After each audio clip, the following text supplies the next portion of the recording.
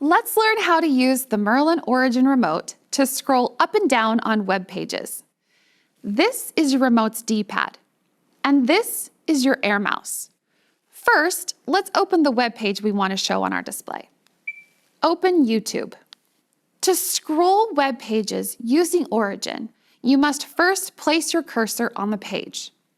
Activate your air mouse by pressing the air mouse button once. The air mouse button is a simple on-off switch. Pressing the air mouse button once will make it possible for you to control your cursor on your main display from anywhere in the classroom. Press it again to deactivate the air mouse. Now put your cursor anywhere on the page.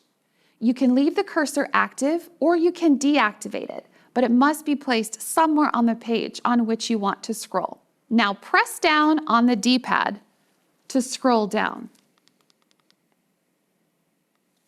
Press up on the D-pad to scroll up. Or you can use your voice. Scroll to the bottom. Scroll to the top. Try it out today and happy teaching with Merlyn.